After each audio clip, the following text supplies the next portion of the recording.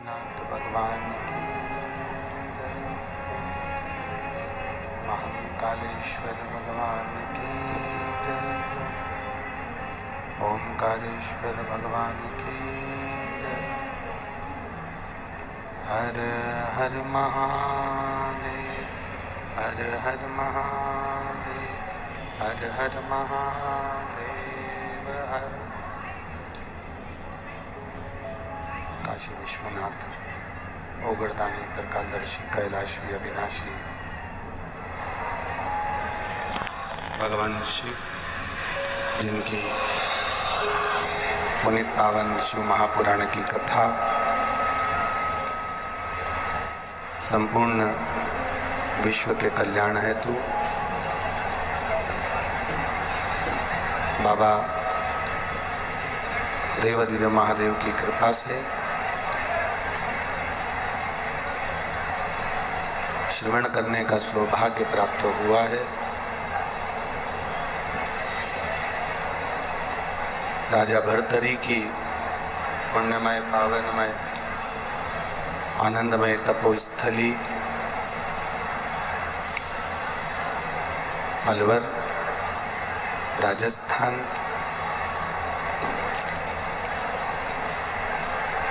जहाँ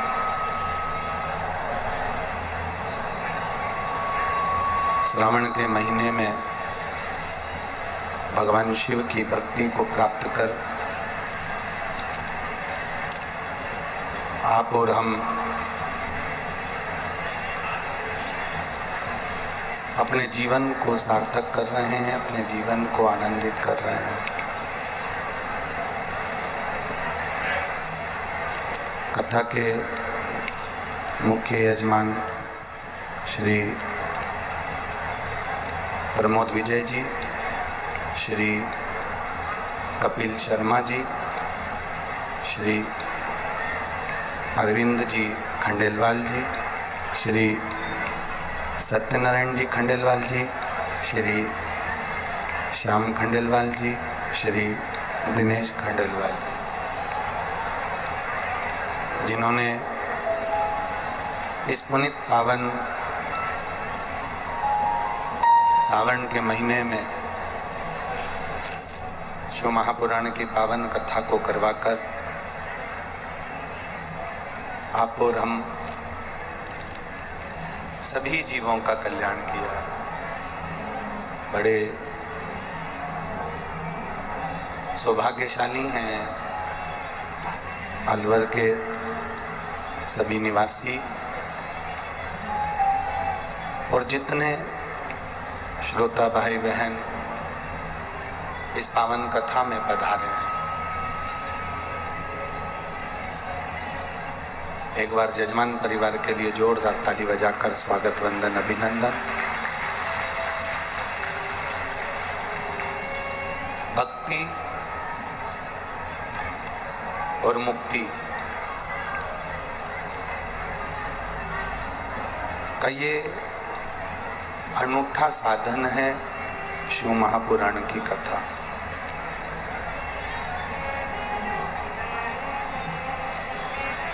भक्ति के बल पर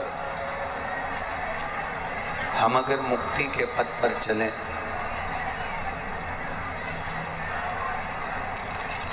भक्ति के पथ पर अगर हम मुक्ति के पथ पर चल रहे हैं तो ये निश्चित है कि हमारा किया गया सब कर्म श्रेष्ठ होता है। अपनी जिंदगी में मानव के ये शरीर के अंतर्गत मनुष्य देह में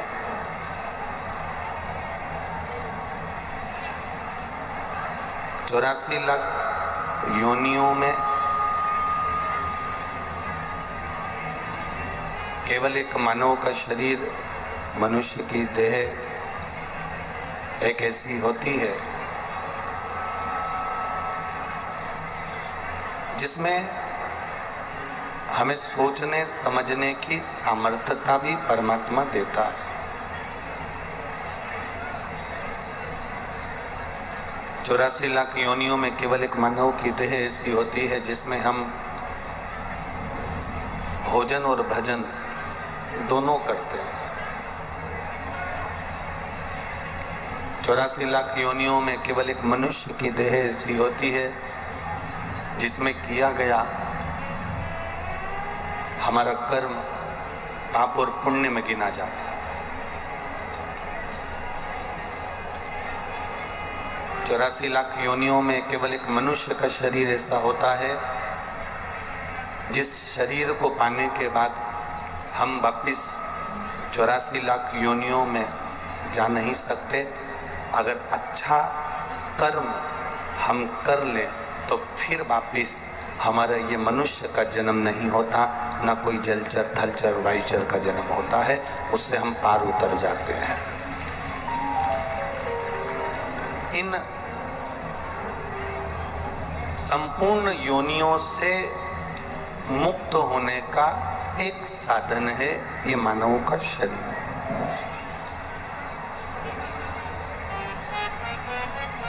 बहुत ध्यान देना महाराज, सवेरे 6 बजे से आप लोग इस कथा का इंतजार करते हो, 4-4, 5-5 बजे से उठ के बैठते हो, तब जाकर दोपहर में 1 बजे से 4 बजे तक ये कथा आपको मिलती है।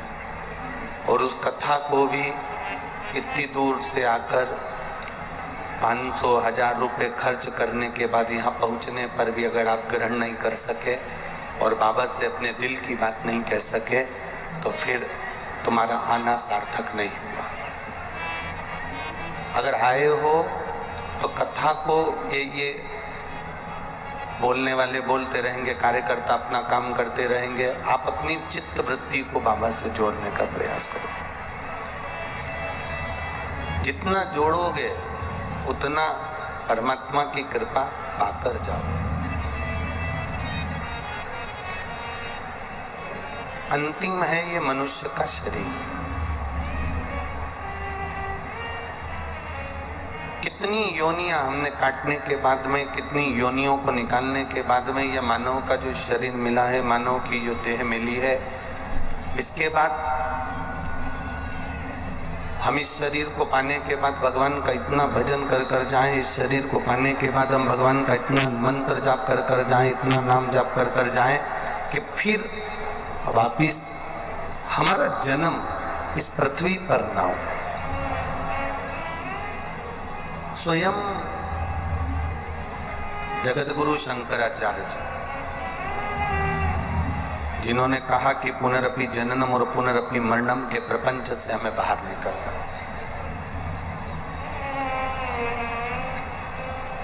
केवल 7 साल के थे जगत गुरु शंकराचार्य जी जब अपनी माँ के साथ में, आज माँ ने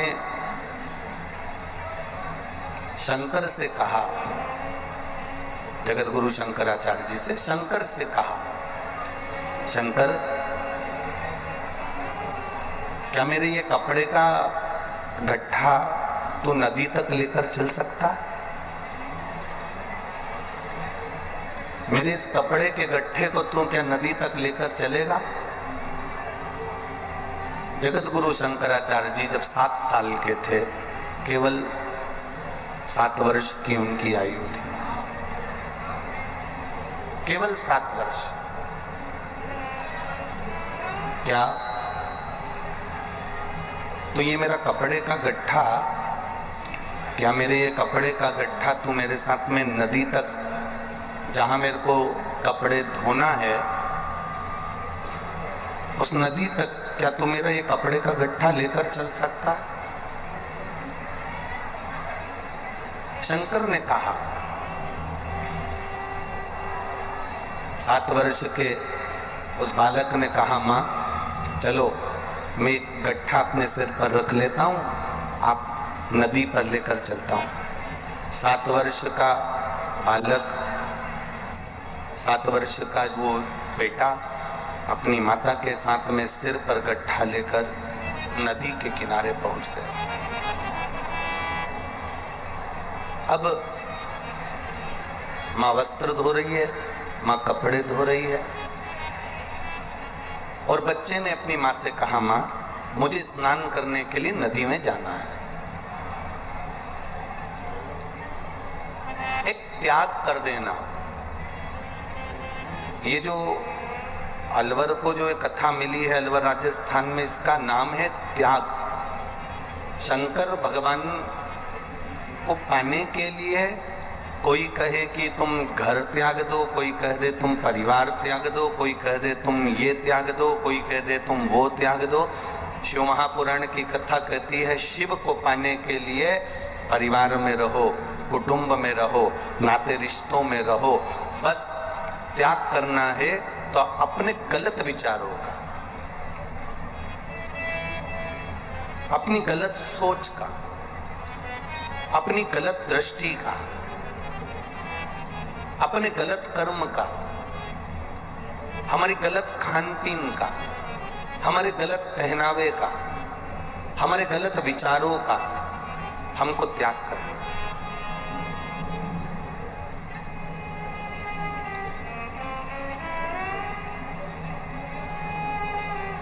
शंकर स्नान करने के लिए माँ से पूछ के नदी के अंदर चले गए। और नदी के अंदर जाने के बाद में, नदी में पहुंचने के बाद, शंकर तो शंकर थे। शंकर, इसको आके सुन, आवाज नहीं है इनमें। शंकर तो शंकर थे। और जब शंकर नदी के अंदर पहुंचे, लीला रचना थी उनको, और उन्होंने लीला रची। गहरे पानी में पहुंचकर शंकर ने आवाज लगाना चालू करा, माँ मेरे पांवों को मगर ने पकड़ लिया, छोड़ नहीं रहा। 7 वर्ष के जगत गुरु शंकराचार्य जी थे। उनका नाम, छोटा सा बालक शंकर पानी के अंदर खड़ा होकर कह रहा है, माँ मेरे पांव को मगर ने पकड़ लिया, वो छोड़ नहीं रहा। माँ रोने लगी, झटपटाने लगी। बड़े बड़े पत्थर माँ नदी में फेंकने लगी। पर बच्चा चिल्लाया, माँ ये मगर मुझे नहीं छोड़ता, माँ ये मगर मुझे नहीं छोड़ रहा, माँ कुछ तो कर माँ, ये मगर, ये ग्रहा मुझे छोड़ नहीं रहा। माँ ने पूरा प्रयास करा, मगर का पांव, मगर बालक का पांव नहीं छोड़ रहा। तब बालक ने अपनी माँ से कहा, माँ अगर ये मगर मेरा पांव नहीं छोड़ रहा तो तू एक काम कर, हाथ की अंजलि में जल ले ले और जल लेकर कह दे, आज से ये शंकर बेटा तेरा नहीं है, आज से ये शंकर बेटा शंकर भगवान का है। बस इतना कह दें। दुनिया वस्तुओं का त्याग करती है,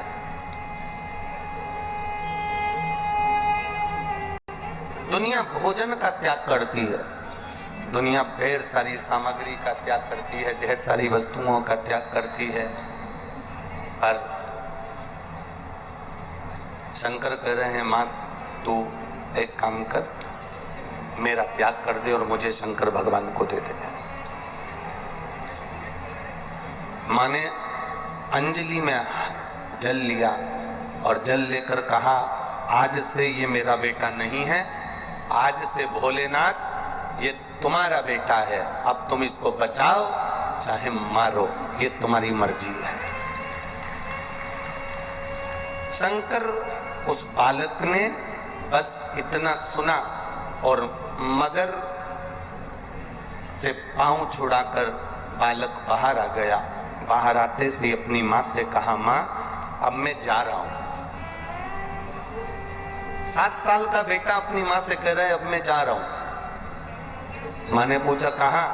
शंकर कहते हैं, अब मेरी मर्जी में कहाँ जाऊं, क्योंकि तूने मुझे शंकर भगवान को दे दिया, तूने मुझे शिव जी को दे दिया, तूने मुझे ओगरदानी को दे दिया, तूने मुझे शंकर भगवान को दे दिया। माँ अगर तूने मुझे शिव जी को दे दिया है तो फिर अब मेरे को तेरे साथ में नहीं रहना। अब मैं शिव का हो गया, अब मैं शंकर का हो गया, अब मुझे शिव प्राप्त हो गया। अब मुझे शंकर मिल गया। माँ 7 वर्ष के बेटे शंकर को शिव को दे दिया और शंकर शिव के हो गए। इतनी तप साधना, कोई वस्तुओं की चाह से परे। और वही शंकर जगत गुरु शंकराचार्य के नाम से विख्यात हो गए। 7 वर्ष की अवस्था थी, 7 वर्ष की अवस्था में परमात्मा के भजन में चित्त लगा लिया। हम आपसे ये कभी नहीं कहेंगे कि आप अपना घर त्याग दो या परिवार त्याग दो या अपने परिवार को या कुटुंब को त्यागो या अपनी जमीन जायदाद त्यागो। तुम कुछ मत त्यागो। अपना जमीन छोड़िए, अपना दुकान छोड़िए, अपना घर छोड़िए, ना आपका परिवार छोड़िए। बस इतना स्मरण अपने भीतर होना चाहिए कि हम परमात्मा को, जैसे शंकर की माता से कहा कि तू मुझे शिव को दे दे, उसी तरह हम आपसे कहना चाहेंगे तुम अपने घर में रहना, परिवार में रहना, कुटुंब में रहना, रिश्ते नातों में रहना, सबके साथ रहो। पर एक बार मन में ये संकल्प कर लेना कि हम किसी के नहीं हैं। अगर हम हैं तो हमारे देव अधिदेव महादेव के हैं, इसके सिवाय किसी के। अब वो जैसा रखे, अब वो खिलाएगा तो हम खाएंगे, वो पिलाएगा तो हम पिएंगे, वो रखाएगा हम रहेंगे, वो पहनाएगा हम पहनेंगे। ये उसकी मर्जी है, ये उसकी चित्तवृत्ति, ये उसका विचार, ये उसकी सोच, उसकी दृष्टि, वो कैसा रख रहा है।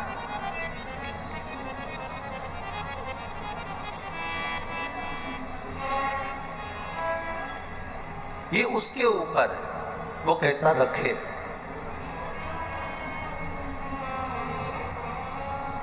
अरे जाई विधि राखे राम, ताई विधि रहिए।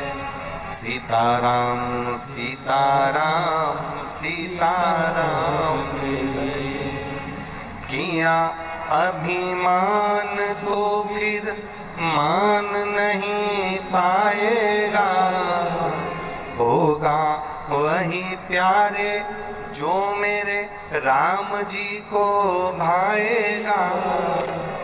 फल आशा त्याग शुभ काम करते रहिए। जाई विधि राखे राम, ताई विधि रहिए। फिर वो जैसा रखे।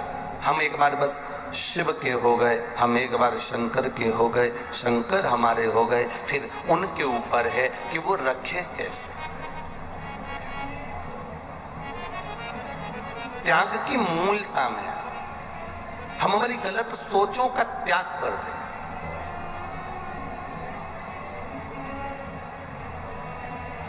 शिवजी ने सती माता का त्याग कर दिया था केवल एक झूठ के चक्कर में।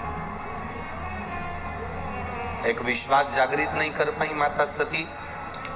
माता सती ने विश्वास को जागृत नहीं करा और एक झूठ माता सती ने कह दिया कि मैंने सीता जी की कोई परीक्षा नहीं ली। माता जानकी की मैंने कोई परीक्षा नहीं।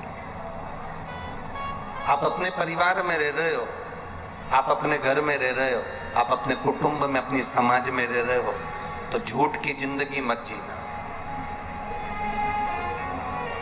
दिखावट, बनावट, सजावट की जिंदगी से दूर हो जाओ। ये 3 जिंदगी मनुष्य को बर्बाद कर देती है। पहले नंबर पर है दिखावट। ज्यादा दिखावा मत करना, नहीं तो एक दिन कर्जे में लदालूम हो जाओगे। बनावट, अपनी बात को बनाकर मत बोलो, जो बोलना है सब सही बोलो। बनावट की जिंदगी से परे हुई है। आज के जमाने में व्यक्ति बनावट की बात इतनी कर देता है, जब शादी संबंध करने जाते हैं तो इतनी बनावट की बात करेगा। साहब लड़का तो ऐसा है, लड़का तो वैसा है, लड़की तो ऐसी है, लड़की तो वैसी है। साहब उनके माता पिता तो ऐसे हैं, उनके मामा जी तो ऐसे हैं, उनके काका जी तो ऐसे हैं, उनके रिश्तेदार तो ऐसे हैं। ये बनावट की बातें हमारे सनातन धर्म के लिए श्रेष्ठ नहीं है। दिखावट, बनावट और तीसरे नंबर पर सजावट। ये श्रेष्ठ नहीं है। अपनी श्रेष्ठ जिंदगी जीने के लिए हमें दिखावे की जिंदगी से बाहर निकलना पड़ेगा। आज के जमाने में व्यक्ति इतना दिखावा करना चाहता है, मेरे पास तो गाड़ी है, मेरे पास तो बंगला है, मेरे पास तो ये है, मेरे पास तो वो है। ये दिखावे की जिंदगी से आप परे हो जाओ, दिखावे की जिंदगी से आप बाहर हो जाओ।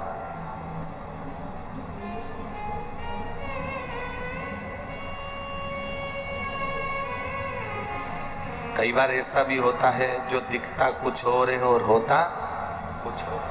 हम दिखावट की जिंदगी से परे क्यों ना हो रहे हैं?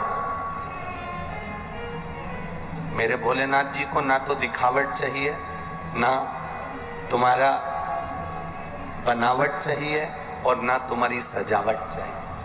मेरे शंकर भगवान को ना दिखावे से मतलब है, ना सजावे से मतलब है, ना बनावे से मतलब है। उसको तो केवल एक मतलब है कि तुम भक्ति कितनी कर रहे हो। तुम राम जी की भक्ति करो, चाहे कृष्ण की भक्ति करो, चाहे शिव की भक्ति करो, चाहे भवानी की भक्ति करो, चाहे दत्त की भक्ति करो, तुम्हारे मन में जो विराजमान है। मेरे शंकर भगवान ने ये भी नहीं कहा कि तुम केवल मेरा भजन करो, राम जी को छोड़ दो। मेरे शंकर भगवान ने ये नहीं कहा कि तुम कृष्ण को छोड़ दो। मेरे कृष्ण ने ये कभी नहीं कहा कि तुम शंकर को छोड़ दो। मेरे राम ने कभी ये नहीं कहा कि तुम शिव को छोड़ दो। नारायण कभी नहीं कहते कि शंकर भगवान को छोड़ो। शंकर भगवान कभी नहीं कहते कि नारायण को छोड़ो। ब्रह्मा कभी नहीं कहते कि तुम शिव को छोड़ो। शिव कभी नहीं कहते कि तुम ब्रह्मा को छोड़ो। पार्वती जी, आदिशक्ति, दुर्गा, भवानी माँ, देवी कभी नहीं कहती कि तुम शिव को छोड़ो। शिव कभी नहीं कहते कि तुम देवी को छोड़ो। वो तो ये दुनिया के लोगों ने अपने एक पंथ को रूप में, एक भ्रम के रूप में अपना एक पंथ का निर्माण कर लिया और उन्होंने कह दिया कि शंकर भगवान के मंदिर मत जाना, शिव जी का प्रसाद मत लेना, शंकर की पूजन मत करना, शिव जी पे चढ़ा हुआ जल मत पीना, शंकर के मंदिर में मत पहुंचना। ये दुनिया के लोगों में इतना भ्रम भर दिया गया था, इतना भर दिया गया था कि एक एक बच्चा शंकर के मंदिर में जाने से डरता था। लोग डरा देते थे। शिव जी तो क्रोध के देवता है, शंकर भगवान तो रुद्र के देवता है, उनको तो गुस्सा ज्यादा आता है, इसलिए शिव के मंदिर मत जाना, शंकर की पूजन में ये गलती मत करना, शिव जी की पूजन में ये गलती मत करना, शंकर की पूजन में ये गलती मत करना। यहां तक शिव महापुराण की कथा कहती है, यहां तक वर्णन करती है कि आपकी पूजन की थाली में कुछ कमी रह गई, चिंता करने की जरूरत नहीं है, क्योंकि शंकर भगवान शिव पिता है और पिता अपने पुत्र की गलतियों को क्षमा कर देता है। वो पिता शिव जी की पूजन में कई लोगों ने बहुत डरा दिया था। ये पहले की बात बता रहे हैं, जब लोगों को डर लगता था शिव से। शंकर की पूजन में ये गलती मत करना, शिव जी के पूजन में ये गलती मत करना, शंकर जी नाराज हो जाएंगे, शंकर जी क्रोधी देवता है, शंकर जी रुद्र देवता है, शंकर भगवान को बहुत गुस्सा आता है, वो श्राप दे देते हैं, वो ये कर देते हैं, वो कर देते हैं। ना ना, 33 कोटि देवी देवताओं में उठाकर देखना, केवल एक देव अधिदेव महादेव एक ऐसे हैं जो पशु पक्षी जलचर थलचर राक्षस असुर देवता गंधर्व सबके देवता। अब जो सबका देवता है उसको मालूम है अगर कोई थोड़ी बहुत गलती कर भी देना तो मेरा महादेव कभी उसको गलत नहीं कहता, मेरा महादेव कभी उसको श्राप नहीं देता, मेरा शिव उसको कभी श्रापित नहीं करता। पूरी पुराणों को उठाकर देखना, एक एक देवता की पुराण उठाकर देखना। किसी ने कह दिया कि तुम हाथी बन जाओ, किसी ने कह दिया तुम ग्रह बन जाओ, किसी ने कह दिया तुम सर्प बन जाओ, किसी ने कह दिया तुम ये बन जाओ। पूरी शिव महापुराण की कथा में उठाकर देखना, शंकर भगवान के एक एक चरित्र, 18 पुराण, 6 शास्त्र, 4 वेद सब उठाकर देखना। शंकर भगवान ने किसी को श्राप नहीं कि तू ये बन जा, क्योंकि शिव किसी को श्राप नहीं देते। शंकर भगवान की पूजन में अगर कोई कमी भी रह जाए, शिव की पूजन में कोई कमी रह भी गई तो पार्वती जी उनके पास में विराजमान रहती हैं और माँ जगत जननी उनकी पूजन में कोई कमी नहीं आने देती, वो स्वयं कर देती हैं। ये शिव है, ये ओघड़ी है, ये दयालु है। बोल बम का नारा है। शंकर अपनी पूजन में अगर कोई कमी, आप लोग जो कल 15 तारीख को रात्रि को 9 बजे आप लोग अभिषेक करेंगे अपने अपने घरों पर, पूरा विश्व उस अभिषेक को करेगा, पूरा विश्व। घर घर में शंकर का शिवलिंग बनेगा। आपको अगर कोई चीज नहीं मिली, कोई चीज नहीं प्राप्त हुई, समी का पत्ता नहीं मिला, बेलपत्र नहीं मिला, गुलाब का फूल नहीं मिला, या कमल गट्टा नहीं मिला, या काली मिर्च नहीं मिली, या गेहूं का दाना नहीं मिला, घबराने की बात नहीं है। उसकी जगह तुम्हारे पास जो रखा हो वो उस भाव का स्मरण कर कर कि मैं गेहूं का दाना चढ़ा रही हूँ, मैं काली मिर्च चढ़ा रही हूँ, मैं बाबा को अन्न भात चढ़ा रही हूँ, मैं भगवान को भोग। ये तुम्हारे चित्त से सेवा करो, तुम्हारे मन से सेवा करो। दिखावा नहीं चाहिए। दिखावट, बनावट और सजावट की जिंदगी से मेरा महादेव बहुत दूर है, बहुत दूर। अगर सजावट की जिंदगी में मेरा महादेव रहते हैं ना, तो राम जी को ब्याह हुआ तो सज धज कर गए, भगवान कृष्ण का ब्याह हुआ तो सज धज कर गए, भगवान नारायण का ब्याह हुआ तो ख्याति देवी के यहाँ सज धज कर गए, ब्रह्मदेव का विवाह हुआ सज धज कर गए, इंद्र का विवाह हुआ सज धज कर गए। 33 कोटि देवी देवताओं का चरित्र उठाकर देखिएगा, सबने श्रृंगार करा। अगर मेरे महादेव सजावट की जिंदगी जीते, अगर मेरे महादेव बनावट की जिंदगी जीते, अगर मेरे महादेव दिखावट की जिंदगी जीते, तो बूढ़े नंदी पर सवार होकर डमरू बजाते बजाते नग्न अवस्था में भस्म लपेट कर अपनी ससुराल नहीं जाते। खूब सज धज कर 16 श्रृंगार कर कर खूब स्मरण कर कर मेरे महादेव अपनी ससुराल जाते। पर उन्होंने कहा ये जितनी सजावट है, ये जितनी दिखावट है, ये जितनी बनावट है, ये तो 4 दिन की चांदनी फिर अंधेरी रात। ये सजावट कितने दिन की रहती है? दुल्हन तैयार होके स्टेज पे पहुंच जाती है, उसके बाद क्या वो पूरी 2-4-8 साल तक ऐसी सजी धजी रहती है क्या?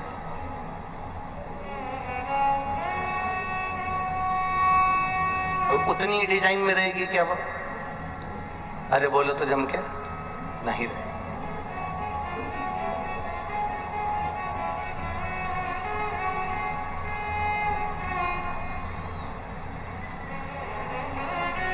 वो उतनी सजी धजी नहीं रहेगी, पर शिव कथा कहती है कि दुल्हन दुल्हन ही रहती है। दुल्हन बोलो बोलो जम के, दुल्हन ही रहती है। देखो, किसी लड़के की शादी को 12-15 साल हो जाए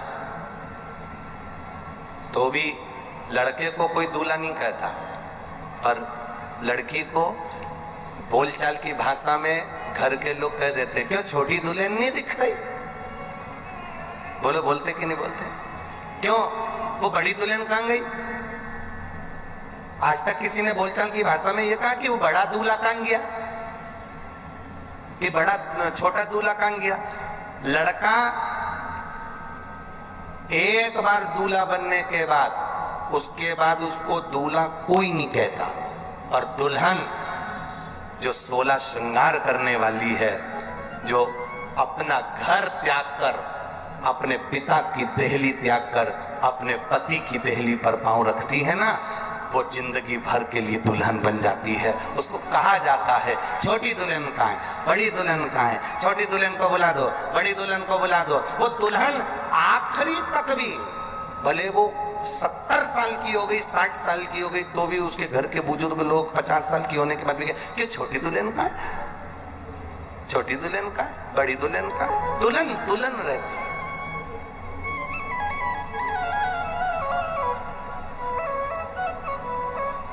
ये जरूरी नहीं है कि तुम बहुत श्रृंगार करके रहोगी, 1 घंटे तक पेंसिल से लाइन खींचोगी, फिर डब्बा भरोगी, फिर आंखों में ऐसा काला काला सा जैसी चिपका होगी, तब तुम दुल्हन कहलाओगी। ना ना ना ना, शिव महापुराण की कथा कहती है दिखावे से कोई दुल्हन नहीं होता। तुमने अपने पति के साथ 7 फेरे लिए और तुम दुल्हन बन गई, बस उस दिन से तुम दुल्हन बनी और बन गई।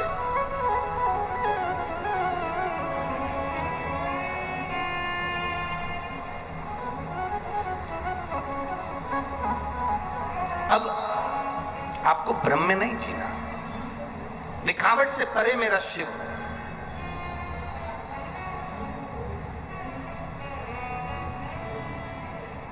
तुम शिव जी को दिखावट पसंद नहीं है, शिव जी को बनावट पसंद नहीं है। बनावट नहीं शंकर भगवान को प्रिय। 2 संत थे, आपस में झगड़ लिए। दो संत आपस में झगड़ रहे हैं।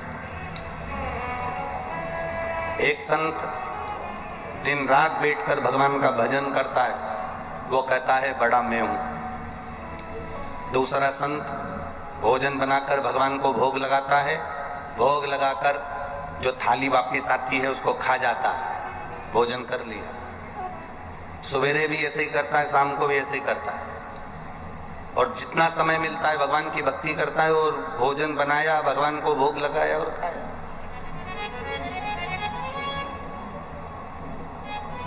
दो संत आपस में झगड़ गए।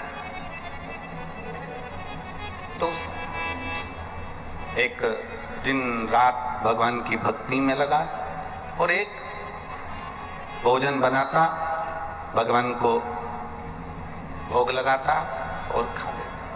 अब जो भक्ति करने वाला है वो कह रहा है बड़ा मैं हूं, जो भोजन करा रहा है भगवान को और खा रहा है वो कहता है बड़ा मैं हूं। दोनों में झगड़ा हो गया, दोनों में लड़ाई हो गई। लड़ाई हुई तब उसी समय पर श्री देवऋषि नारद का आगमन हुआ।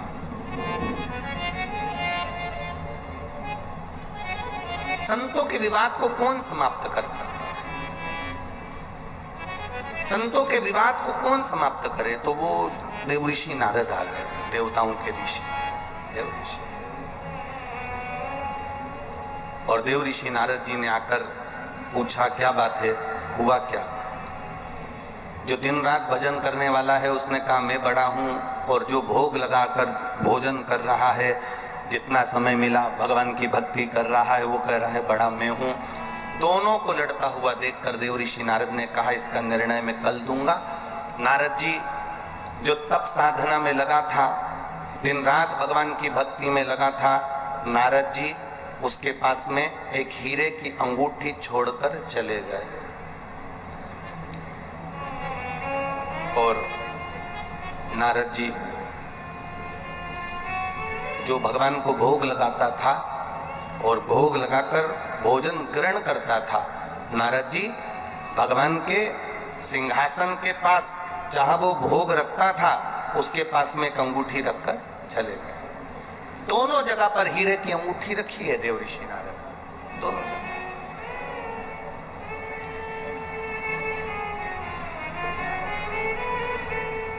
और दोनों जगह हीरे की अंगूठी रखकर देवऋषि नारद चले गए।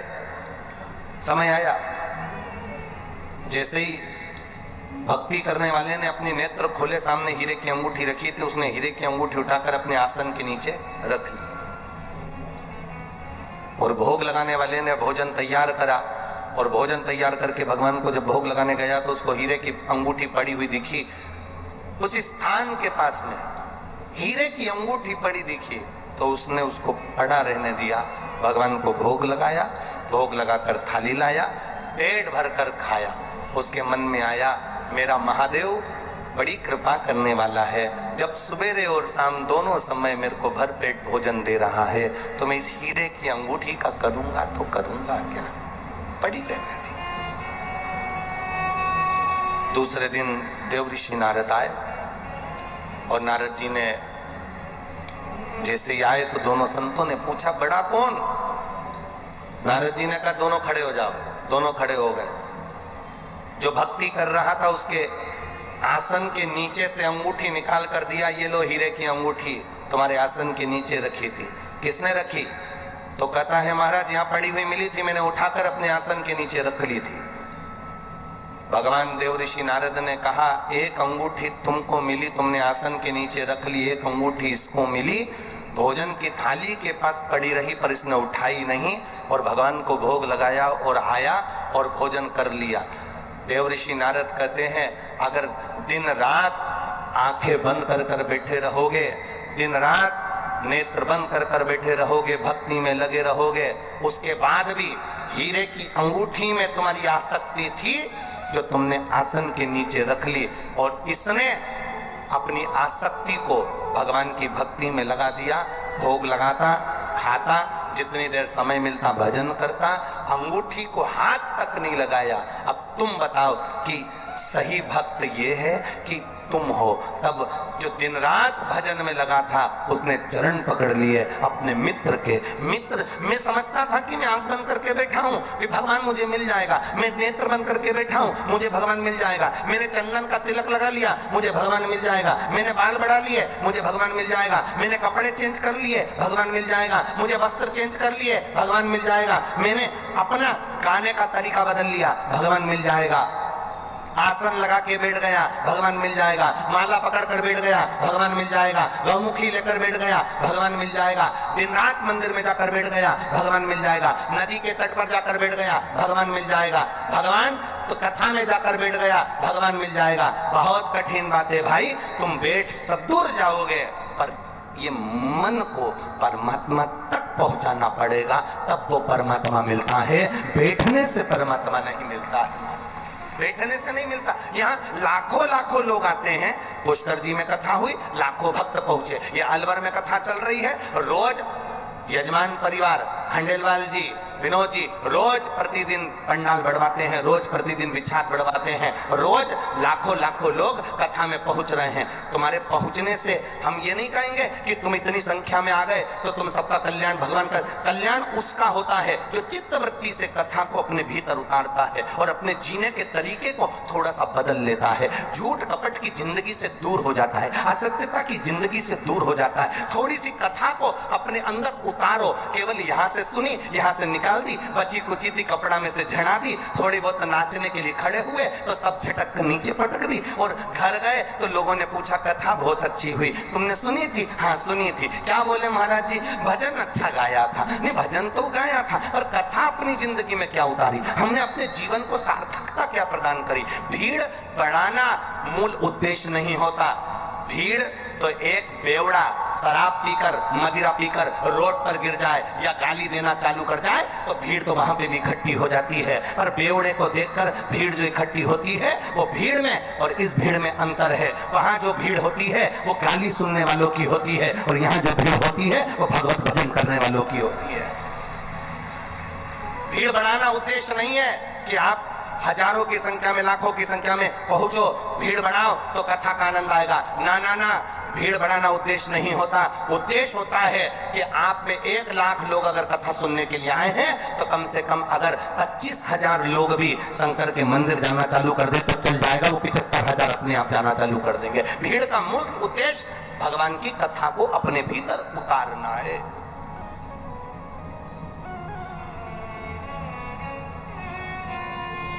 दिखावे की जिंदगी से दूर हो जाओ भाई। हो दिखावट मेरे शंकर भगवान को नहीं प्रिय है।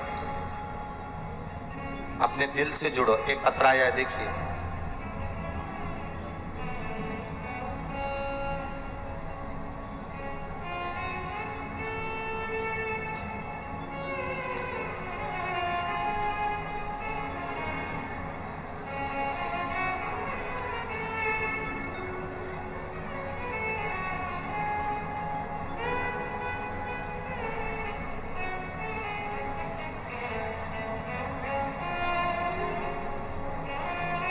मेरा नाम सोनिया सोनी, पति का नाम योगेश सोनी। मैं बजाजा बाजार हकीम जी की गली अलवर से हूँ। ये लिखा है ना, हकीम जी की गली, सही है नाम? मेरा नाम सोनिया सोनी, पति का नाम योगेश सोनी। मैं बजाजा बाजार ही है, बजाजा बाजार हकीम जी की गली अलवर से हूँ। कहीं बैठी हो तो हाथ हिला सकती हैं, कहीं अगर बैठी हो तो हाथ हिला सकती हैं, जहाँ भी बैठी हो। हकीम जी की गली अलवर से हूँ। 1 लोटे जल का 1 बेलपत्र का क्या बखान करूँ गुरुजी। मेरे भोले बाबा ने मेरे बच्चे को नया जीवन दिया है। मेरा बेटा 8 वर्ष का है गुरुजी। जब वो 5 वर्ष का था तब पेट में उसको दर्द हुआ। डॉक्टरों के पास लेकर गए तो डॉक्टरों ने सारी जांच करी पर मालूम नहीं पड़ा। फिर वापस जांचें करना प्रारंभ करा। तब जयपुर की जांचों में आया कि मेरे बेटे को गेहूं का एलर्जी है। वो कभी जिंदगी में गेहूं नहीं खा सकता, अन्न नहीं खा सकता। बड़े दुखी हुए गुरुजी। ट्रीटमेंट चलता रहा, इलाज चलता रहा, पर वो ठीक नहीं हुआ। गुरुदेव बाद में किसी के कहने पर आपकी कथा सुनना प्रारंभ करा और 2 बार पशुपतिनाथ का व्रत किया। 3 साल तक मेरे बेटे ने बहुत दवाइयाँ खाई पर उसको आराम नहीं मिला। गुरुजी, मेरा बेटा रोता था कि मैं कभी अन्न नहीं खा पाऊंगा, मैं क्या कभी भोजन नहीं कर पाऊंगा, रोता था। डॉक्टरों ने कहा था ये दवाई उसकी जिंदगी भर चलेगी क्योंकि इसको अन्न की एलर्जी है। तभी मैंने अपने बेटे को और मैंने पशुपतिनाथ का व्रत का स्मरण किया और बेटे को रोज मंदिर लेकर जाती, शंकर जी पे जल चढ़वाती, बेटे को उसी मंदिर में जल पिलवा देती। गुरुदेव, लोग कहते हैं, सियोर वाला महाराज कहता है तो दुनिया के लोग टोटका समझकर करते हैं, हम टोटका नहीं, गुरुदेव आपकी वाणी का मार्गदर्शन समझकर करते हैं। और शिव जी पे चढ़ा हुआ जल मैंने अपने बेटे को दिया, बेलपत्री खाने को दी। आज बाबा की कृपा से मेरा बेटा पूर्ण तरह से ठीक है और भोजन करना चालू कर दिया। और डॉक्टर भी आश्चर्य में है कि जिसको जिंदगी भर अन्न छोड़ना था उसने भोजन कैसे चालू कर दिया। ये शिव तत्व है। ये उगड़दानी है, ये त्रिकालदर्शी है, कैलाशी, अविनाशी। ये आया है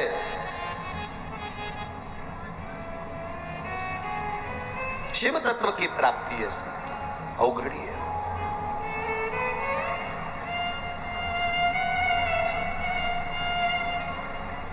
सोनिया सोनीपति योगेश जी सोनी आए हुए हैं क्या?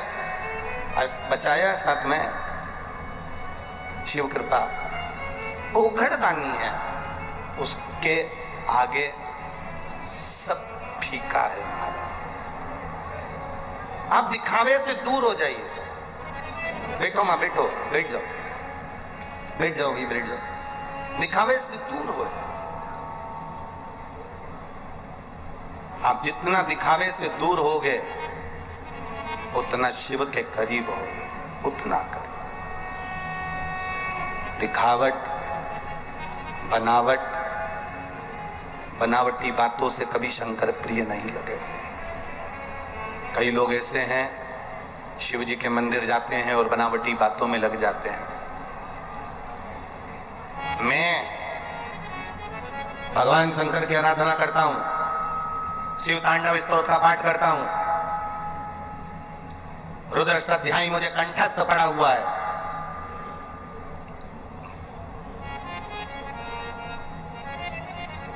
मैं जितना भगवान का भजन करता हूं शिव जी का उतना कोई नहीं करता।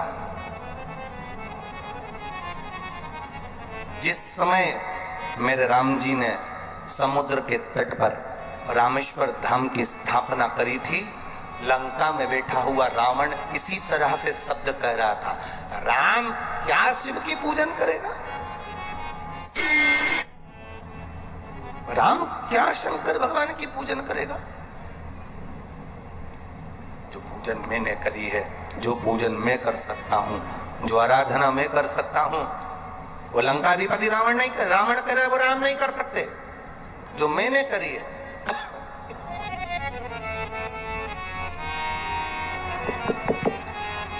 जो मैं कर सकता हूं वो राम नहीं कर सकते। रावण चीख कर चिल्ला कर कह रहा है। ऐसे कई हैं जो आपकी बुद्धि को विपरीतता की ओर लेकर जाएंगे, बनावटी बातें कहकर। मुझे रुद्राष्टाध्यायी आता है, मुझे शिव तांडव स्तोत्र आता है, मुझे ये आता है, मुझे वो आता है। अरे दुनिया के लोगों को क्या मालूम, एक लोटा पानी लेकर आ गए, शंकर जी को चढ़ाया, चले गए, उनको क्या आता है। फिर वही वाली बात आ गई, एक विद्वत जन मंत्रों पर मंत्र बोल रहे थे और एक स्कूल का छोटा सा बच्चा शंकर जी को जल चढ़ाने आया था।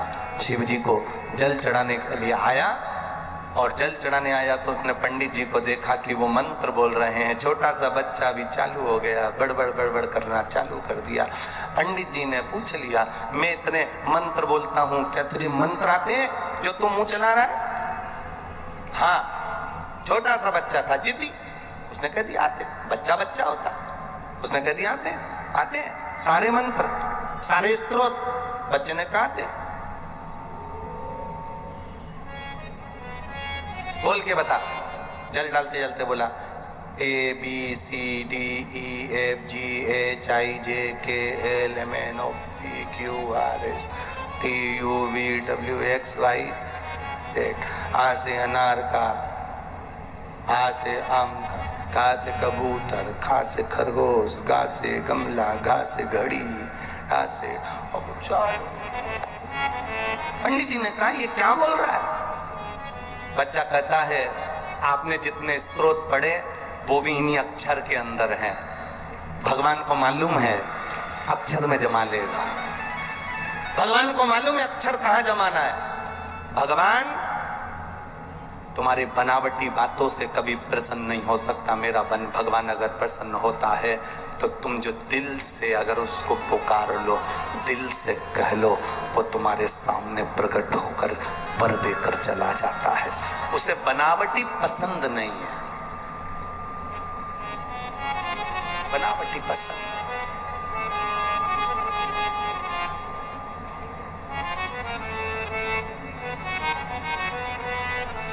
कल शिवरात्रि रहेगी,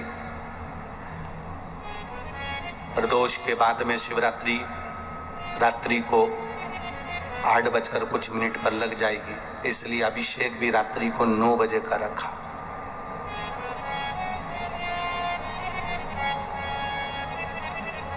उसका नाम है शिवरात्रि। क्या नाम है? शिवरात्रि।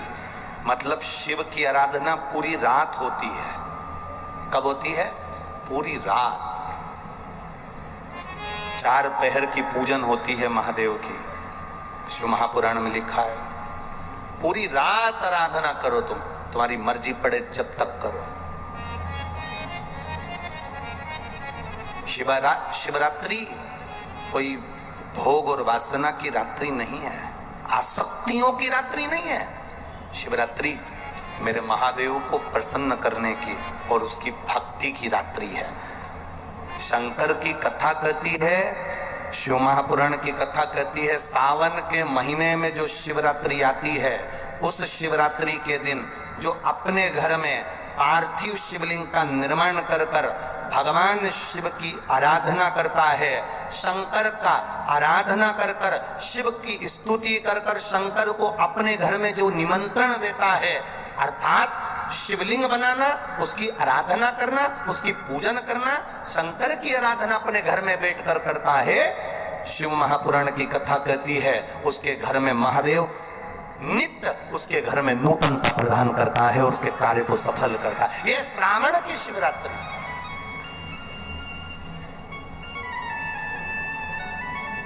करो रात्रि में भजन उसका, करो रात्रि में स्मरण उसका, 9 बजे से 10 बजे तक करो उसकी आराधना। मुख से बोलते रहना। अनुष्ठान में अगर यहाँ पंडित जी जब अनुष्ठान कराएंगे, पूजन कराएंगे, तब आपको कुछ ना आए, उस समय पर आप केवल एक उच्चारण करते रहना, या तो नमः शिवाय या ओम नमः शिवाय, ना बन सके तो श्री शिवाय नमस्तुभ्यम बोलते रहना। शंकर का गुणगान करते रहो, श्री शिवाय नमस्तुभ्यम। मैं शिव आपको नमन करता हूँ, प्रणाम करता हूँ। कुछ नहीं है मेरे पास, क्या दूं मैं आपको? दुनिया के लोग दूध चढ़ाकर सोचते हो कि बहुत बड़ा काम कर रहे हैं, पर भक्त जो होता है ना, वो अपने दोष शंकर को दिखा देता है, अपने दोष शिव को दिखा देता है। सच्चा भक्त अपने दोष दिखाएगा भगवान को, सच्चा भक्त।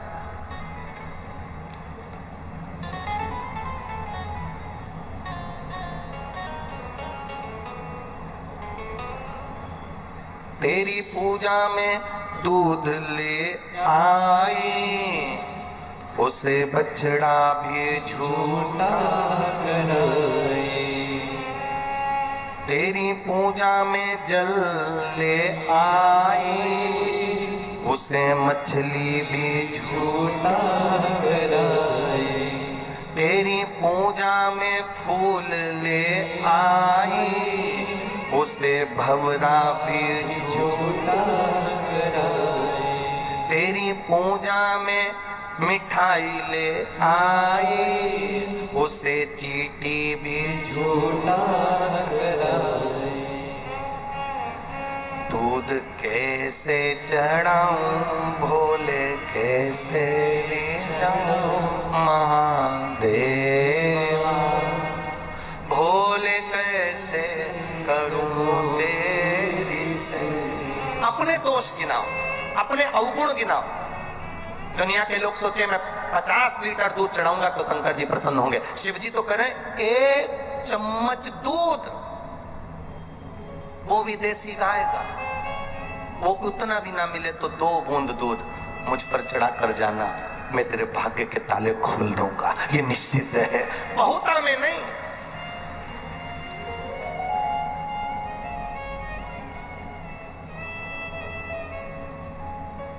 एक बार एक डॉक्टर साहब, बड़े बड़े विद्वान डॉक्टर, बड़े विद्वान, वो एक संत से भिड़ गए। संत कहते थे भगवान दिल में रहता है। भगवान कहाँ रहता है? बोलो बोलो जम के, दिल में रहता है। डॉक्टर साहब भिड़ गए, बड़े विद्वान थे, सर्जरी करा करते थे, ऑपरेशन किया करते थे। एक दिन डॉक्टर साहब ने संत से आकर कहा, क्यों फालतू के प्रवचन देते हो, फालतू की चीजें बोलते हो? ये कोई बोलने वाली बात है कि भगवान दिल में रहता है? मैंने हार्ट के कम से कम 500 ऑपरेशन करे, एक भी हार्ट के अंदर, एक भी दिल के अंदर मुझे भोलेनाथ नहीं मिले। डॉक्टर कह रहा है, ए पंडित, ए संत, साधु, सन्यासी, तपस्वी, साधक, उपासक, क्यों झूठ बोल रहे हो? इतनी बड़ी बड़ी व्यासपीठ पर बैठते हो, प्रवचन देते हो, क्यों झूठ बोल रहे हो कि भगवान दिल में रहता है, हृदय में रहता है, हार्ट में रहता है? मैंने 500 ऑपरेशन करे, 500 सर्जरी करी, देश में विदेश में जाकर, इतने दिल खोले, इतने हार्ट खोले, एक हार्ट में मुझे महादेव नहीं मिले, दिल में कहीं मुझे महादेव नहीं मिले, फिर क्यों झूठा प्रवचन देते हो? संत ने कहा, उत्तर में दूंगा, पहले जाओ, सामने गाय बंधी है, उस गाय का दूध निकाल के लाओ। संत गए गाय का दूध निकालने के लिए, गाय के थन को हाथ लगा लिया, खींचा, तो भी गाय ने दूध नहीं दिया। खूब मेहनत कर ली, आधा 1 घंटा मशक्कत कर ली डॉक्टर ने, पर गाय ने दूध नहीं दिया। संत ने पूछा, डॉक्टर साहब गाय ने दूध दे दिया कि नहीं दिया? अब एक काम करो, सामने बछड़ा है छोटा सा, उस बछड़े को खोलो, वो अपनी माँ के पास जाएगा, माँ को मुख लगाएगा, उसके बाद बछड़े को हटाना, फिर दूध लेना। बछड़ा खोला, दौड़कर अपनी माँ के पास गया, गाय के थन को बछड़े ने दूध पीना चालू करा, बछड़े को हटाया और दूध निकालना चालू करा, तो भगोनी भरकर डॉक्टर दूध निकाल कर लेकर आ गया। भगोनी भरकर, बाल्टी भरकर डॉक्टर दूध लेकर आया। संत ने पूछा, डॉक्टर साहब दूध निकालना है? हाँ। पहले निकाला क्यों नहीं आया, अब निकाला कैसे आ गया? पता नहीं, पहले निकाला, खूब मशक्कत करी, 1 बूंद दूध नहीं निकला। बछड़े को छोड़ा, बछड़ा उसकी माँ के पास गया और जाते के बाद जो दूध निकाला, दूध बाल्टी भरकर प्राप्त हो गया। बस डॉक्टर, भगवान दूध की तरह है, मिलने को तैयार हो जाता है, पहले इस दिल को भगवान तक छोड़ना तो पड़ता है, तब दूध निकलता है, तब परमात्मा मिलता है।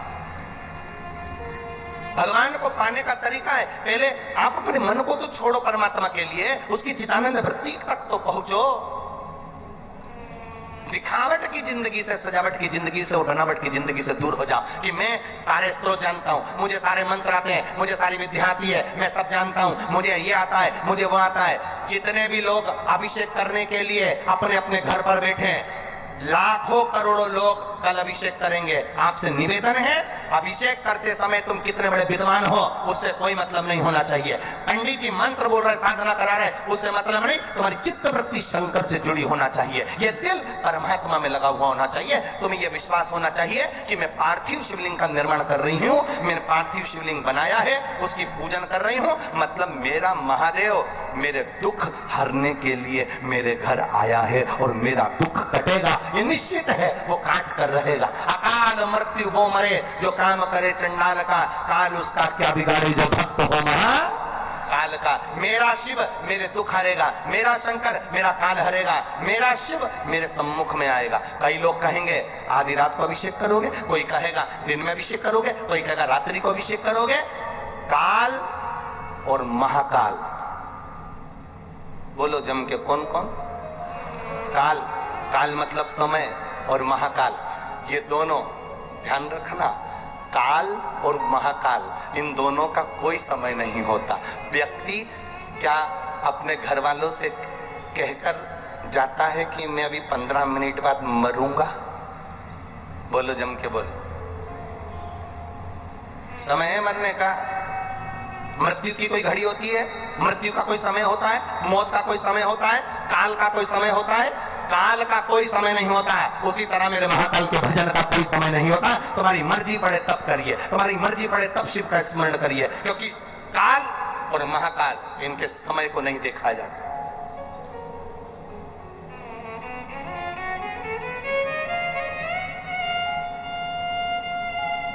कब कौन सी बीमारी तुम्हारे सामने आ जाए, कब कौन सा दुख तुम्हारे सामने आ जाए, कब कौन सी तकलीफ तुम्हारे सामने आ जाए, उसकी कोई समय सीमा नहीं है। आप भजन करते रहो, स्मरण करते रहो। स्वामी विवेकानंद जी ने रामकृष्ण परमहंस जी से पूछा था भजन कब करना चाहिए, भगवान का नाम कब लेना चाहिए। रामकृष्ण परमहंस जी ने कह दिया था मरने के 5 मिनट पहले। स्वामी विवेकानंद जी ने कहा था भगवान का भजन कब करना चाहिए। रामकृष्ण परमहंस जी ने कहा था मरने के 5 मिनट पहले, मरने के 2 मिनट पहले। रामकृष्ण परमहंस जी ने जैसे कहा, स्वामी विवेकानंद जी ने कहा मरने के 2 मिनट पहले। हाँ, तो ये कैसे मालूम पड़ेगा कि मरेंगे कब? तो रामकृष्ण परमहंस जी कहने लगे जब तुम्हें मालूम ही नहीं मरोगे कब, तो हर 2 मिनट में भजन करते रहो, कभी भी मर जाओ, ठिकाना किसको मालूम।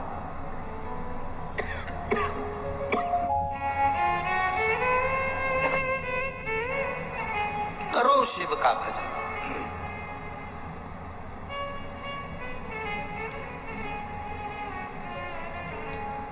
हम दिल से उसको पुकारेंगे, वो दिल से आता है।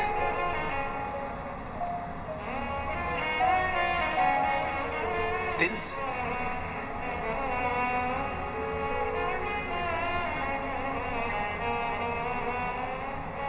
ज्यादा शक्कर शरीर को खराब कर देती है। बोलो सही है? अरे बोलो तो जम के, सही है? ज्यादा शक्कर शरीर को खराब कर देती है, और ज्यादा शक हमारी पूरी जिंदगी को खराब कर देता है। ज्यादा शक्कर खाओगे तो शरीर बेकार हो जाएगा, और ज्यादा शक की जिंदगी में जियोगे। मेरी सास ने ना जाने क्या कह दिया मेरे पति से, ना जाने पति ने क्या कह दिया अपनी बहन से। शक में जिंदगी जी रहे हो। भाई ने ना जाने अपने भाई से क्या कह दिया, तुम्हारी मम्मी ने तुम्हारे छोटे भाई से ना जाने क्या कह दिया, उन्होंने ना जाने उनसे क्या कह दिया। 2 जनी बात कर रहे हैं तो शंका चालू हो गई, पति पत्नी बात करे तो शंका चालू हो जाए, भाई भाई बात करे तो शंका चालू हो जाए। शक्कर शरीर खराब कर देती है, शक जिंदगी खराब कर देता है। माता सती की जिंदगी में एक छोटा सा शक आ गया, क्या ये राम है? सती की जिंदगी में एक छोटा सा शक आया, क्या ये राम है, ये परमात्मा है, ये नारायण है जो अपनी पत्नी के लिए रो रही? बस जरा सी शक सती माता ने करी और शक ने पूरा परिवार नष्ट कर दिया। जरा सा शक माता सती ने करा था, भगवान भोलेनाथ के वचन पर शक कर लिया कि क्या ये नारायण है जो रो रहे हैं, ये राम जी अपनी पत्नी के लिए रो रहे हैं, ये भगवान है। जरा सा शक करा, जरा सा शक करा और पूरा परिवार बर्बाद हो गया। पूरा सती मैया जलकर भस्म हो गई, भोलेनाथ तब साधना में लीन हो गए, सब अलग अलग हो गए, सब कुछ नष्ट हो गया। जरा सा शक हमारी पूरी जिंदगी को, पूरे परिवार को, पूरे कुटुंब को, पूरे हमारी समाज को पूरा बर्बाद कर देता है। एक शक की जिंदगी मनुष्य को बर्बाद की ओर लेकर चली जाती है। कई लोगों के मन में शक आ जाता है, शंकर जी को जल चढ़ाएंगे तो ऐसा हो गया, तो शक, आप शक में आ जाओ, बिल्कुल मत चढ़ाओ। कोई कहे रात्रि को शंकर जी का अभिषेक करेंगे, पूजन करेंगे, शक में बिल्कुल मत अभिषेक करो। शक नहीं हो तो करना, शक है बिल्कुल मत करना। मंदिर भी जाना तो शक से परे होकर जाना। मैं शंकर जी के मंदिर जाऊंगी, किसी ने कुछ कह दिया तो शक में जा रहे हैं।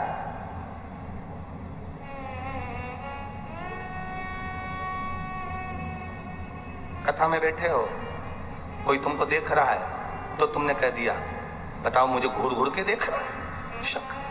जब तू कथा में गई तो तेरा ध्यान कथा में होना चाहिए, तू उसको देखी काहे को, कौन तुझे घूर कर देख रहा है। शक जीवन नष्ट कर देता है। शक्कर वो कितनी बड़ी बात की। वो एक गरीब आदमी शक्कर के लिए कंट्रोल की दुकान के चक्कर लगाता। कंट्रोल जानते ना? अरे बोलो तो जम के जानते, वो सरकारी सामान की दुकान जो होती है, आटा चाल शक्कर। गरीब आदमी शक्कर के लिए कंट्रोल की दुकान के चक्कर लगाता है, कंट्रोल के चक्कर लगाता है। और अमीर आदमी शुगर को कंट्रोल करने के लिए डॉक्टर के चक्कर लगाता है। दोनों में बहुत अंतर, बहुत अंतर, दोनों में बहुत अंतर। एक शक्कर खाने के लिए कंट्रोल की दुकान जा रहा है और दूसरा शक्कर को पचाने के लिए डॉक्टर के पास जा रहा है। कंट्रोल करना, कंट्रोल। शंका से दूर हो जाओ, दूर।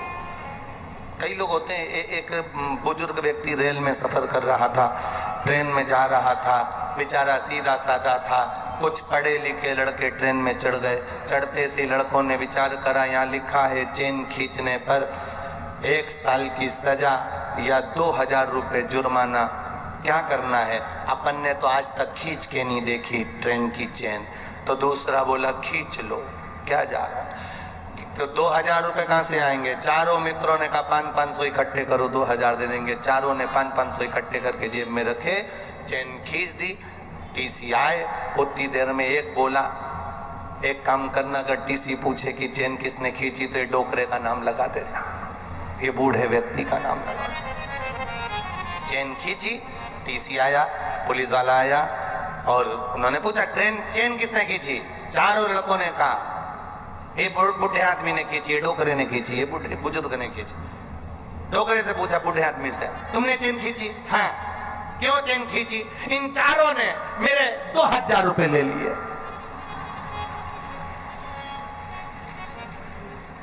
तुम कैसे कह सकते हो कि तुम्हारे 2000 रुपए लिए? ये काली शर्ट वाला है ना, इसके ऊपर वाली जेब में 2000 रुपए रखे, तुम देख लो, 500 के 4 नोट है।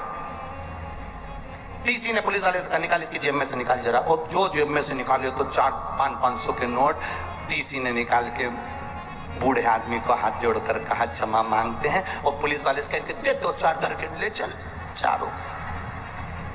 बताओ ट्रेन में चोरी।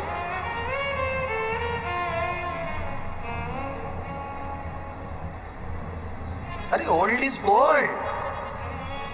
आज के जमाने में लोग ओल्ड को, बूढ़े आदमी को अच्छा नहीं समझते। आज के जमाने में लोग बुजुर्गों को ये समझते हैं अक्ल नहीं है, पर ओल्ड इज गोल्ड।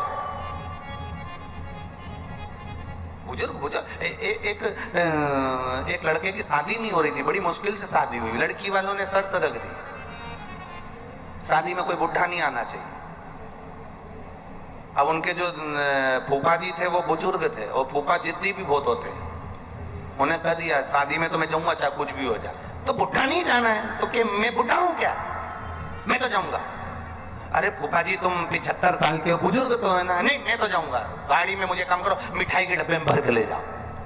अब इतना बड़ा मिठाई का खोखा, उसके अंदर उनको फूफा जी को ले गए और शादी में बारात में पहुंच गए। तो लड़की वालों ने कहा जरा देखो बारात के अंदर कोई बुढ़ा तो नहीं आया। जो देखा तो बारात में कोई बुढ़ा नहीं है साहब। तो क्या ठीक है बारात को आने दो। बारात सज के दरवाजे पर पहुंची। जो दरवाजे पर दूल्हे की सास ने आरती उतारी, वहीं पर दुल्हन का पिता बोला लड़का अंदर जब आएगा, भावर जब होगी, फेरे जब होंगे, जब हमारे गांव की नदी में दूध भर दिया जाए। अब सब बाराती वापिस बस में आके बैठ गए। जाने लगे तो फूफा जी खोखे को बजाते बजाते पूछे कहाँ चल रही? 15 मिनट में शादी वापिस? शादी हो गई? कि कहीं नहीं हो रही। क्यों?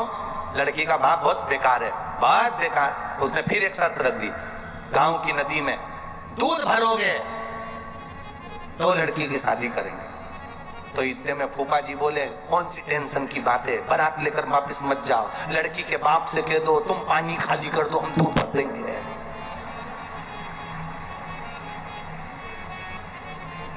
लड़की के बाप से कह दो तुम पानी खाली करो, हम दूध भर देंगे।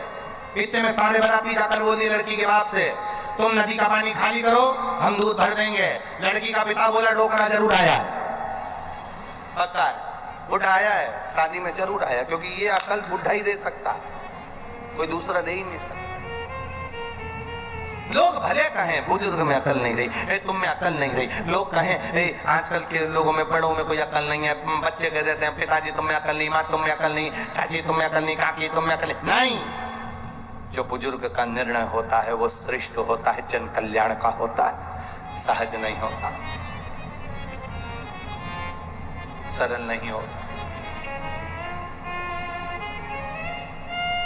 शक से दूर हो जाओ। शक्कर हमारे शरीर को खराब कर देती है और शक हमारी जिंदगी को खराब कर देता है, हमारे परिवार को बर्बाद कर देता है। शक, एक पत्नी पति पर शक करती रहे, पूरा घर बर्बाद हो जाएगा। पति पत्नी पर शक करता रहे, पूरा घर बर्बाद हो जाएगा। बेटा बाप पर शक करता रहे, बाप बेटे पर शक करता रहे, पूरा घर बर्बाद हो जाएगा। एक दूसरे में शक की जिंदगी से हमें परित होना है, दूर होना है। दिखावट,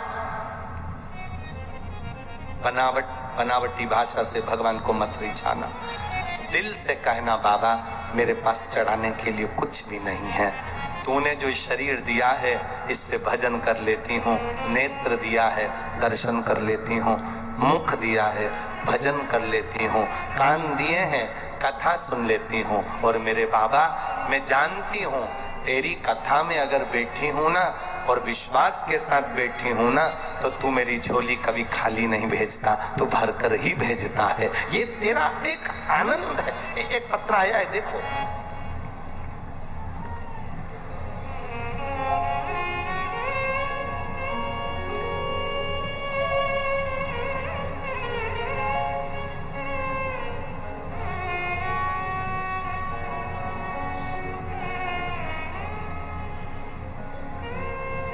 मेरा नाम मनोरमा दिनेश शर्मा है, मैं पदम बिहार कॉलोनी भरतपुर की रहने वाली हूँ। कहीं बैठी हो तो हाथ हिला सकती है। मेरा नाम मनोरमा दिनेश शर्मा है, मैं पदम बिहार कॉलोनी भरतपुर की रहने वाली हूँ। कहीं बैठी हो तो अपने दोनों हाथ हिला सकती है। आप ही हैं? हाँ, ऐसे दोनों हाथ हिला लो। बच्चे को लाई हो साथ में? अच्छा, गोदी में है, ठीक है। मैं शिव की महिमा का क्या वर्णन करूं गुरुदेव। मेरी दो बेटियां हैं, एक 14 साल की, एक 12 वर्ष की। महाराज मैंने दो बेटियों को जन्म दिया, पर दुनिया के लोगों ने ताने देना बंद नहीं किया। इतना अपशब्द कहते थे गुरुजी, बेटे को नहीं जांच सकते। हमारा कहना है बेटी और बेटा एक ही होते हैं। बेटे को जन्म नहीं दे पाई मैं। मेरे दो बेटी 14 और 12 वर्ष की हैं। लोगों ने गलत शब्द कहे, इतना ताना देते थे, मंदिर जाओ तो मंदिर में ताना देते थे, अपशब्द कहते थे, इसका बुढ़ापा कैसे निकलेगा, ये तो ऐसी है, ये तो वैसी है। सुनकर आंखों में जल भर गया गुरुदेव। तभी गुरुदेव आप पत्र पढ़ सकते हो जो पत्र उस बहन ने लिखा। सावन की शिवरात्रि पिछले वर्ष की गुरुदेव आपने ऑनलाइन शिव जी का अभिषेक करवाया था। उस अभिषेक को मैंने किया। मेरे घर में महादेव की मैंने पूजन करी। आपने कहा था एक बेलपत्र उठा लेना और जो मांगो बाबा से वो देता जरूर है। बाबा एक बेलपत्र रखी और बाबा से प्रार्थना करी कि मेरे घर में दो बेटी एक बेटा जरूर देना। शिव की कृपा का क्या वर्णन करूं गुरुदेव। बस अभिषेक पूर्ण हुआ, उसके 20 दिन निकले, गर्भ ठहरा। बाबा की कृपा से 3:33 पर 31 तारीख को एक बेटे ने जन्म लिया और बाबा की कृपा से मैं उसको यहाँ प्रणाम करने के लिए लेकर आया। उस बच्चे को थोड़ा सा ऊंचा कर दो, क्योंकि भीड़ ज्यादा है ना, यहाँ तक लाने में उसको समय लगेगा। ऊंचा कर दो थोड़ा सा। हाँ जी, हर हर महादेव। शिव तत्व है, बैठिए। हर हर महादेव। ये ओघड़ी है।